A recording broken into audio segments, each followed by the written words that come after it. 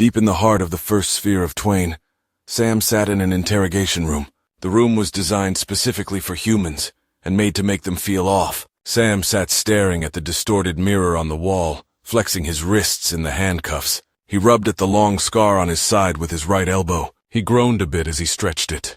Eventually the door opened. A projection of the elder Orbit walked in wearing a clean-cut suit. Following him was a tray of scribblers and 2 armed Stygian officers. Orbit approached the table and sat opposite Sam. The scribblers on their tray floated down beside Orbit. Orbit looked at the tray and then at Sam. "Sam, we've gone through it all. Nobody wants you jailed. All parties have agreed that you are not solely to blame for the Rift End tragedy." Sam relaxed a bit.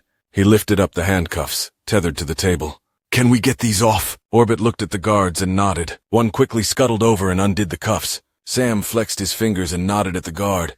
"Thank you." The head scribbler of the tray approached the small microphone and spoke up. "There is the matter of civil suits and recompense." Sam groaned. "All right." Orbit shifted in his seat, his projection not moving it physically. "Sam, it's not looking good for you. I've been talking to my younger back and forth on this, and we came up with the best-case scenario." Sam slumped in his chair a bit. "What? What is it?"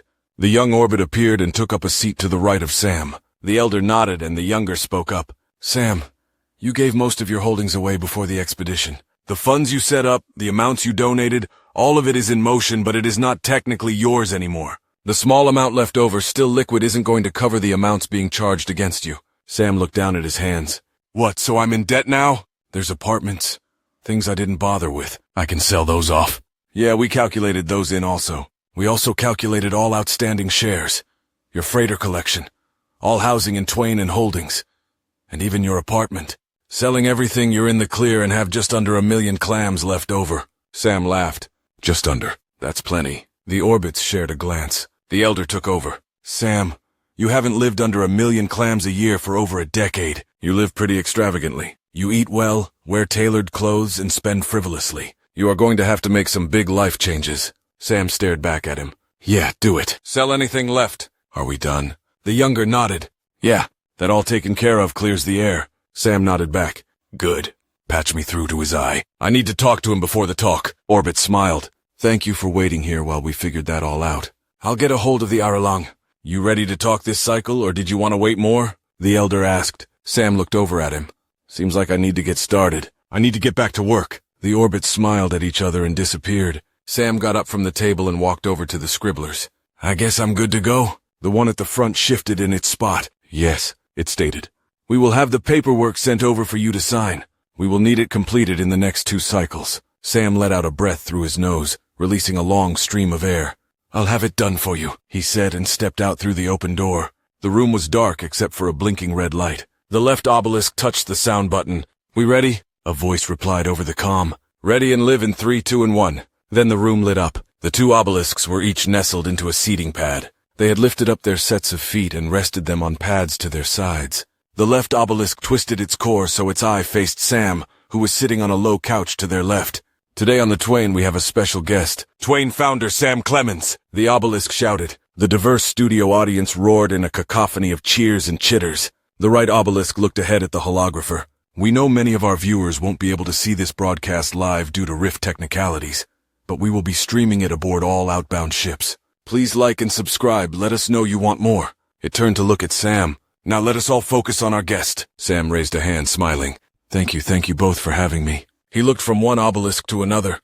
I never understood what you wanted me to call you." "You both go by Obelisk?" They both blinked. The one on the left answered. "Yes. The designator assigned by you and your species is Obelisk. We are Obelisk. You can address us as such." Sam looked back and forth between them. "You never came up with individual names?" "Yes. We are Obelisk," the one on the right replied. "You call each other Obelisk?" The 2 sapients looked at each other, then back at Sam. "No," the one on the left replied, and then imitated a chuckle. "We do not use names as humans do."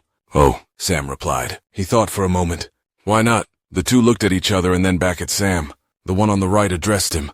"We resonate. Our names are inherent to the specific tonal frequencies we speak on." Sam stared at them for a moment. The one on the left continued. "We do not have to declare who we are or who we are talking to. Our voices do that for us." "I always get confused with obelisks," he said. So you're okay with me addressing you like that?" "Yes, please," the one on the left replied. It then turned and looked at the holocamera. "Now questions for Sam." A hologram appeared behind the two obelisks. Sam's ex-wife Olivia appeared, relaxing on a beach next to a young man. The two leaned over and kissed each other on a loop. The obelisks both looked at Sam. Sam, how do you feel about your wife copulating with another of your species? Sam raised his hands.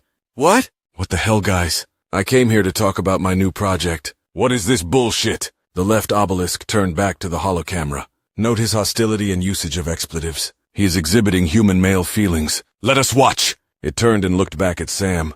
You are okay with her becoming with child from this other man? Sam lowered his hands and shut his eyes for a moment. He opened them and looked at the two hosts. Olivia and I are no longer together. Who she spends her time with and what they do is her business, not mine. The obelisk on the right bobbed its tall body and torso. The image behind them changed to show Olivia with a large belly. This is not your child she is carrying? Sam shook his head, raising his right hand slightly.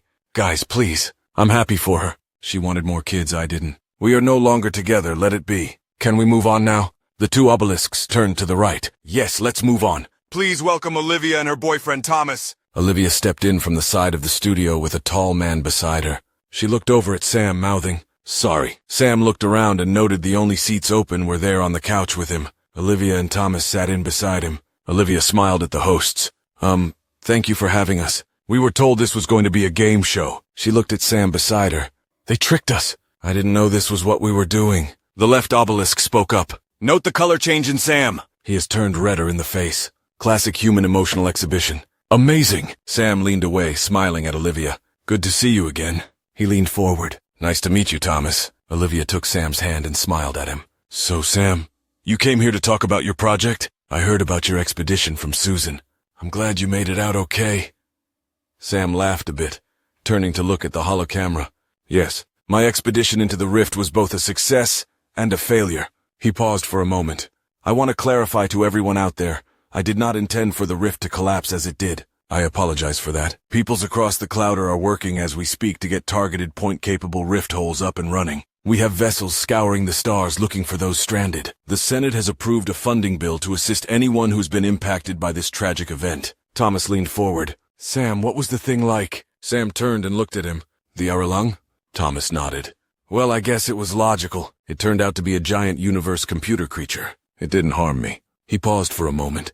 Wise, I guess. Curious, maybe? The right obelisk had the camera focus on it. That brings us to our next guest. The source of broadcasting woes, the creature behind the feature. I give you all the eye of Aralung. Sam groaned and watched. 2 Kratok guards and a Kami drone walked in, leading in a trolley carrying Aralung's sphere. Kami paused and attached a wire to it. The 2 obelisks turned to the hologram behind them and watched as it shifted. The image faded into a picture of an old human-like male sitting in front of a fireplace. On his neck, lap, and feet were 3 red dragons coiled up and sleeping. He smiled through a beard and waved. Hello, obelisks and viewers, the old man said. The obelisks bobbed a bit. Hello, Aralung, the one on the left said. The old man laughed. Call me Insight. None of that goobly-gobbly divinity nonsense. I'm a living creature such as yourselves. Thomas's mouth gaped open as he stared at the old man. The right obelisk looked into the camera. Insight, what are those creatures you have with you? We were informed organic life didn't take hold in your universe. Insight patted the dragon on his lap. Oh, these little cuddlebugs aren't organic. Sam brought them with him to keep me company. They have been a joy. Sam brought those to you and they aren't organic, the obelisk asked. Could they be some of the red virals plaguing stations across the Clouder? The obelisk turned and looked at Sam, focusing the camera. Did you take those across? Were you hoping to infect the Aralung? Sam touched the bridge of his nose, shutting his eyes. Fucking Langdon, he mumbled. The left obelisk looked at the camera. Let us replay that a little louder. He paused, and another hologram of Sam enlarged next to the Aralung. Fucking Langdon, the image said. It's audio enhanced. The obelisks looked at each other, then turned toward Sam. The left continued. You heard it, everyone! Is your son involved in these viral occurrences? Olivia elbowed Sam. She smiled and leaned forward. Sam is merely stressed out. Those 2 things have nothing to do with each other. Insight laughed. It's no bother. These little guys have been a blessing. They make a point of telling me often I no longer have to play with myself anymore. They entertain me all the time. So many funny ideas they have, and they have given me a great insight into biological creatures. Tell Langdon thank you for sending them. The left obelisk looked at the hologram. So it was Langdon Clemens who created those creatures? Insight nodded. Of course, the boy is a genius. Living code coupled with evolving parameters. They are works of art. I would have never cobbled them together. Too many inefficiencies. But they are a wonder. The obelisk turned back to the camera. Another revelation for the people! A torrid family. Broken, plotting, and actively attacking systems across the entirety of our collective. Are these the creatures we should have our focus on? Sam lifted up his hands. Hey, I get it. You guys are trying to smear me, whatever. I don't care. Can I just talk about my project? He looked over at the Aralang. Insight! You ready to talk about it? Insight patted the dragon on his lap. Of course. Go ahead, Sam. Sam looked at the 3 glowing red dragons for a moment, then turned back to the camera. He focused his breathing and started. We call it the Life Project. We, you, me, the entire Clouder are at a pivotal point in our growth. Once we, the Rift Sphere Network, get working operational, I am going to start a new company. Together, here at Twain, we are going to build a state-of-the-art craft, and it is going to a publicly traded company. Sam moved his hands as he talked on. Aralang, Insight here has been fascinated with our universe for quite some time and shared some interesting findings with me. He looked over at the hologram. Insight's universe is suited for it. Everywhere it goes, it can grow. Being a mechanical entity, everything there was either building material or a power source, with very little threats. Sam turned back to the camera. This isn't the story of our universe. We biologicals, heck, even our AI, we all have it tough here. This, our universe, is a struggle to survive. Here in our Clouder, we are making headway. But there are always threats. We are always a bulkhead away, an unknown species uncontacted, a disease soon encountered away from dying. Sam stood up and looked at the host obelisks. We, the Clouder, you, me, everyone watching, we are succeeding. We are succeeding because we are growing biosystems and working together. He turned toward the audience. Insight offered, well, an insight. What if we focused that? What if we took all we have done, all that we have learned, and focused it on building biosystems and working together? Sam turned and pointed at Cammy. Cammy nodded and another hologram floated at the center of the stage. Sam walked over to it. It was a smooth black object. Sam smiled as he neared it. He looked up and around at everyone. I've been on ships most of my life. I've built them, maintained them, and flown them. I love ships, and this one is an utter masterpiece. He reached and touched the projection. You all may be wondering what is so special. Another ship. Another project? He looked up with a smile and looked over at Olivia. This one is a true ship of the Clouder. The front of the object cracked open and a slew of tentacles stretched out. Sam ran his fingers through the hologram. This ship will have slick steel technology, a GRE pilot couple with Clouder AI, SFP filtration systems, partitions for all Clouder species, rift engines, material harvesting bays with these manipulator tentacles, factory floors, biological farms. He smiled wider. Everything we as a unified people would need to exist freely anywhere in space. Sam looked around at the quiet audience. Thomas laughed a little. So it's a station that moves? Sam looked at it and then back up at him, shaking his head. No, it's a Clouder ship. He shook his head again. Insight coughed into his hand in the hologram. Sam, if I may? Sam looked over at the Aralang and nodded. The Aralang stood and produced an image of the ship, shaped like a nautilus. It was sifting through an asteroid. The Clouder ship, or the Life ship as I like to call it, is a self-contained system capable of producing more of everything it is and within it. It can travel the stars, just as my cohort production did, and make more of itself. It can make more of you, all of you. The detritus in the dark will feed it, and planets it finds it will have the capabilities to seed. Everywhere it goes, it can either feed the life within it, or spread life anew. Insight reached up and scratched the dragon on his shoulder. The Life Project. The audience cheered. Sam forced his lungs to sigh out his nose. The 2 obelisks looked at each other. The one on the left spoke up. Sam, given you are financially ruined after the rift incident caused by you and the Aralang, you are now wanting the Clouder to pay you for this extravagant endeavor. Sam clenched a fist and looked at the obelisk. No, I am offering shares. I have benefactors already willing to help get us started. When you buy shares of the project, you are buying shares of yet-to-be terraformed worlds. You are buying land, air, water, and all the biologicals that come with living worlds. Spin it against me all you want, but this is the future. We've already terraformed worlds. We have the tech. What we are going to do is hone it and mass-produce it. The obelisk on the right shifted a bit. And what about the unknown creatures out there? The rogue Galak, the splinter groups of Goadur. That ship doesn't look to be carrying heavy arms. Sam looked over at the Aralang. Insight spoke up. There's a human saying these little guys shared with me. He patted the one with spines on the neck. The right to tooth and claw. The Aralang looked up at the holo camera, smiling. This ship's design is based on one of the longest living species on the human homeworld. We have adapted it to space travel, and equipped it to feed on whatever it needs to feed on. I will leave it at that. So it is a military vessel, the obelisk said. Sam shook his head. It is a life vessel. It is capable of all the processes that life requires. The left obelisk shook its torso. Sounds like publicly funded warships under your control. Olivia threw a pillow at it. You assholes. This sounds badass. She looked over at Sam. Thomas and I are going to invest. Tell us where to sign up. Sam smiled at her and touched his data slate. I'm throwing out the link now. If you like the idea, buy yourself some shares. We will be hiring for several thousand new positions as of tomorrow. We need everyone's support. He looked out over the audience and smiled. Susan sat with her dad in her apartment. She looked out the window at the concourse a league below. You don't stop, do you, Dad? He laughed and sipped on his whiskey. I stop all the time. Hell, that's all I ever try to do.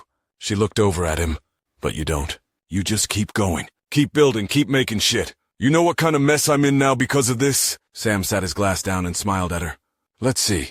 You don't have to worry about money. Your siblings are close with you, aren't they? Yeah. Langdon is now outed to everyone as the creator of those damn red viruses. Good, he's back close. She huffed a bit. You know I'm not going to win again, don't you? Sam lifted the drink up and swirled it. The effects of his first sip starting. He looked up, meeting her eyes. Imagine a fleet of these ships, each its own set of systems, all flocking in unison from one system to another. Do you see it? Yeah, she said. It's called freighters. We have trade routes all across the rim, well had. Sam shook his head. No, not like that. He waited a moment. Think like atoms. They mix in some water, making a molecular stew. Given time and energy, you get little bubble-surrounded cells. Cells attack each other, eating nutrients and stored energy. Then a few stick together and survive better. They specialize over time. They become the first organs. Cellular structures, each their own creature, but sharing, specializing. Cells become organs. Organs group together to become organisms. Do you see the next phase? She stared at him. You going to cuddle a starfish person, Dad? You two going to hone your strategies together and become a giant? He stared blankly at her. No, we're going to become a team, working together, exploring and growing across the universe. We're going to be the production of this dimension. She looked down at her drink. It's destined to fail, Dad. You know it is. He shook his head. I don't think so. I read the report. The Aralang's universe is a void of nothing. Its production consumed everything except him. If our universe were capable, we'd already be eaten by something already. Sam raised a finger. I don't think so. I think our universe has a hidden limiter in it. Something we're going to get around. She sighed. Sam looked out the window. These peoples barely hold together. Everyone's so different. It's like forcing oil and water. They want to split, separate, do their own thing. Force all you want, Dad. Oil and water always separate. You thinking you can change that? He gave her a side glance. Susan, you know my first allotted job in the force? She nodded. Ground mechanic. He nodded back. Yep. Old school. Antique diesel engines. They can burn damn near anything. Push treads over nearly any terrain. He stared at her. In that single engine you have diesel fuel, lubricating oil, and cooling water. She sighed again. All of them separate, but working together in a system. He took a sip. Yep.